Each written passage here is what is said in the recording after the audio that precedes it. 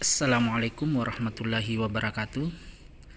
Perkenalkan, nama saya Sahwan, calon guru penggerak angkatan kedua asal Kota Palu.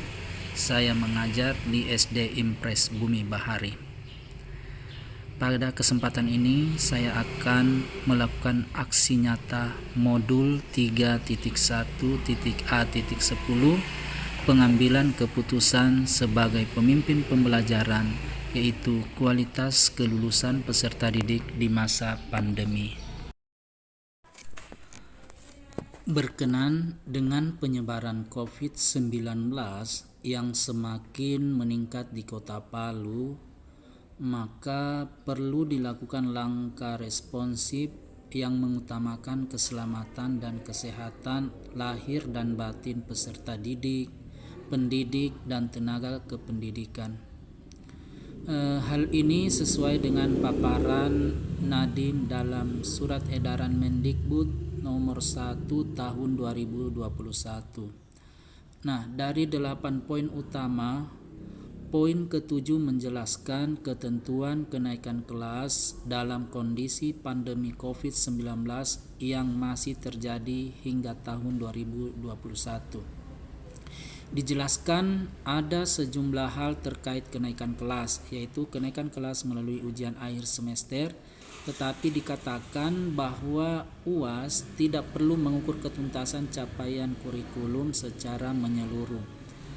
Di sisi lain, menjaga kualitas pendidikan menjadi tantangan nyata di tengah terus berlangsungnya pandemi corona atau COVID-19. Setelah mempelajari modul tentang pengambilan keputusan sebagai pemimpin pembelajaran, saya menyadari benar bahwa banyak hal dalam hidup ini yang harus dipikirkan dengan bijaksana, terutama berkaitan dengan pengambilan suatu keputusan sebagai pemimpin pembelajaran yang berpihak kepada murid. Terutama di masa pandemi ini, seringkali saya bertindak terlebih dahulu tanpa memikirkan apa itu keputusan yang tepat untuk saya ambil atau tidak. Ataukah keputusan yang akan diambil dapat melukai hati orang lain yang membuat suasana tidak nyaman dalam suasana kerja yang sifatnya adalah kerja tim. Akan tetapi, dalam mengambil keputusan dengan dalil demi menyehatkan diri dan batin sendiri tanpa memikirkan pendapat dan perasaan orang lain, yang akhirnya memunculkan dilema dalam diri, apakah keputusan itu saya lakukan demi kebaikan orang banyak? Apakah saya menjunjung tinggi prinsip dan nilai yang ada dalam diri sendiri, atau apakah saya melakukan apa yang saya harapkan orang lain akan lakukan kepada diri saya? Nah, sebagai calon guru penggerak, saya senang banyak mendapatkan ilmu juga pengalaman hal yang tidak pernah saya pikirkan sebelumnya. Adapun langkah kegiatan dalam aksi nyata yang saya lakukan, yang pertama, sebagai wali kelas, saya berkonsultasi dengan kepala sekolah untuk melaksanakan rapat atau musyawarah kenaikan kelas atau kelulusan. Yang kedua, penentuan kriteria kenaikan kelas atau kelulusan. Yang ketiga, mufakat menjalankan keputusan rapat yang telah disepakati. Yang keempat, setelah mufakat semua pendidik dan tenaga kependidikan tentang kriteria kenaikan kelas dan kelulusan di masa pandemi, masing-masing wali kelas akan menginformasikan kepada semua murid melalui WA grup kelas. Nah, langkah ini penting untuk dilakukan untuk penyamaan persepsi seluruh warga sekolah, sehingga tidak ada kesalahpahaman di kemudian hari. Dari kegiatan tersebut, masing-masing guru menyampaikan pendapatnya atau sarannya dengan disertai alasan dan contoh konkret mengapa hal tersebut harus dilakukan. Dalam sebuah musyawarah atau rapat pasti terjadi perbedaan pendapat. Namun karena tujuan yang terbaik yang ingin dicapai, musyawarah yang dilandasi kekeluargaan menghasilkan keputusan yang dapat dipertanggungjawabkan, serta tetap memperhatikan keberpihakan kepada murid.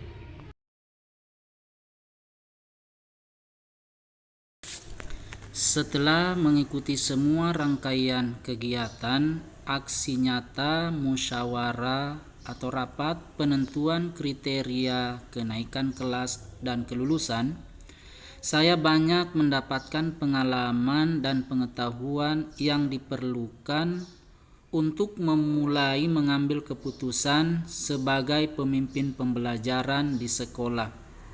Saya juga semakin yakin dengan keputusan-keputusan yang saya buat. Nah, keyakinan ini disertai dengan alasan bahwa mudah-mudahan keputusan yang diambil akan semakin menguatkan jati diri pribadi sebagai seorang pemimpin pembelajaran yang meletakkan kepentingan murid sebagai yang utama sesuai filosofi Ki Hajar Dewantara. Sehingga perasaan saya setelah mengikuti aksi nyata tersebut sangat senang dan gembira sekali. Tidak ada yang tidak mungkin jika kita mau berusaha, belajar, dan bekerja keras. Untuk mendapatkan sebuah keputusan yang bertanggung jawab, kerjasama semua komponen yang ada di sekolah dalam pengambilan keputusan sangat dibutuhkan karena akan muncul pandangan-pandangan dalam pengambilan keputusan. Dalam hal ini saya dapat menerapkan teori tentang pengambilan keputusan dalam pembahasan modul 3.1, yaitu 4 paradigma, 3 prinsip, dan 9 langkah pengujian pengambilan keputusan. Terjadi dan muncul berbagai pendapat tentang penentuan kriteria kenaikan kelas dan kelulusan. Adanya aturan yang jelas, semua peserta rapat menerima keputusan yang ditetapkan secara musyawarah dan keputusan yang diambil dapat dipertanggungjawabkan.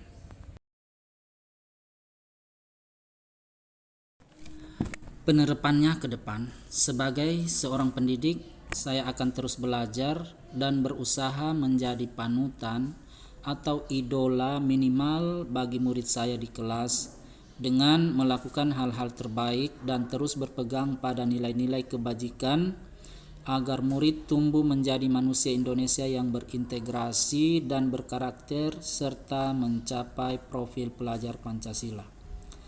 Pilih satu di antara 4 paradigma, lakukan 3 prinsip, dan terapkan 9 langkah pengujian dalam pengambilan sebuah keputusan.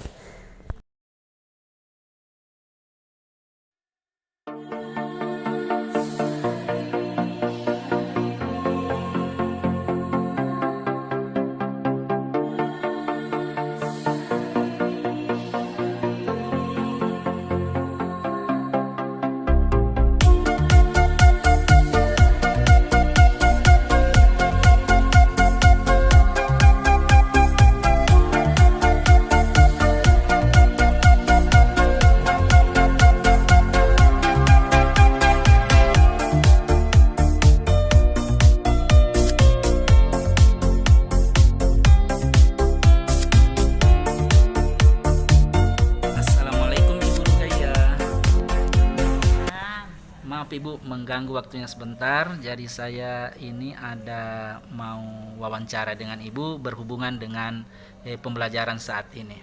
Ya, Apakah ada waktunya Ibu? ada, baik. Ya. Baik Ibu, yang pertama Ibu, bagaimana pendapat Ibu tentang pembelajaran kelas 6 pada mata pelajaran yang Ibu ampuh? Untuk pembelajaran saat ini yang kami lakukan adalah tidak semaksimal seperti apa kalau di dalam keadaan yang normal. Jadi sekarang pembelajarannya materi yang diambil adalah materi yang esensial. Yang esensial saja Ibu ya? Oh, yang iya. esensial saja. Oke Bu, yang kedua, apakah Ibu merasa nyaman dengan model pembelajaran saat ini? Pada pembelajaran saat ini kami sangat tidak merasa nyaman. Ya. Karena kami sebagai guru dituntut untuk melakukan pembelajaran yang yang menuntut untuk menggunakan IT karena pembelajaran tatap muka tidak diperbolehkan, sehingga iya. kami melakukan pembelajaran daring. Terus upaya apa yang ibu lakukan? Upaya yang kami lakukan adalah melakukan pembelajaran daring, luring maupun kombinasi. Iya. Terus?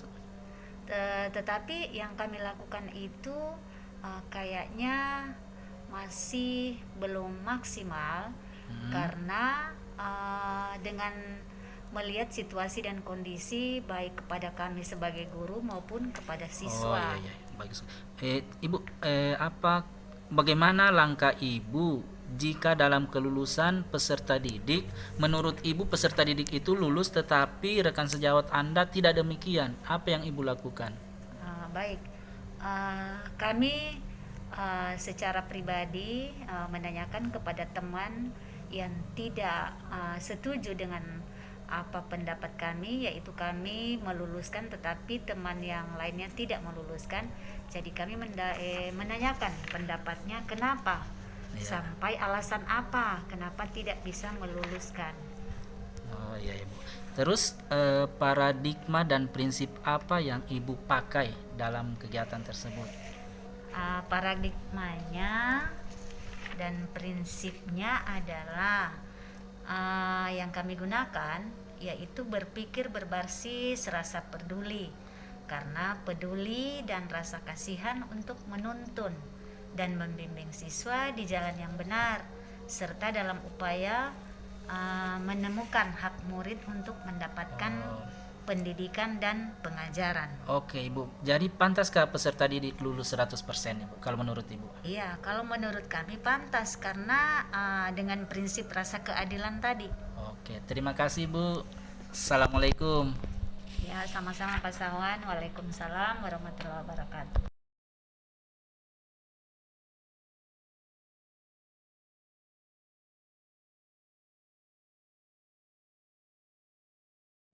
Assalamualaikum Ibu Putri. Waalaikumsalam warahmatullahi wabarakatuh. Ya, maaf Ibu Putri mengganggu lagi nih. Ibu Putri tidak sibuk ini? Tidak. Ya, baik Bu, saya ada tugas dari calon guru penggerak ini mau wawancara Ibu. Yang pertama itu Ibu, bagaimana pendapat Ibu tentang pembelajaran yang Ibu ampu sekarang ini dalam masa pandemi? Iya. Ini khususnya kelas 6. Iya. Ya. Pembelajaran kelas 6 kalau menurut saya kurang maksimal, karena saat ini hanya mengajarkan materi pembelajaran yang esensial. Iya. Cakupan materinya tidak menyeluruh seperti pembelajaran pada situasi yang normal, atau iya. tatap muka. Tatap muka ya. Ibu, apakah Ibu merasa nyaman dengan pembelajaran saat ini? Kalau menurut pribadi saya, pembelajaran saat ini sangat kurang nyaman. Kenapa saya katakan demikian? Karena materi-materi yang kita berikan atau tugas-tugas yang kita berikan belum tentu siswa pahami, karena kita tidak menjelaskan materinya, hanya diberi tugas seperti itu saja, kerjakan di rumah melalui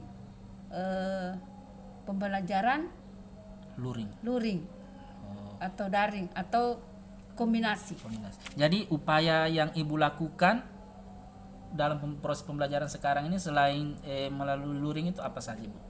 Apa saja upaya yang Ibu lakukan dalam proses pembelajaran sekarang ini?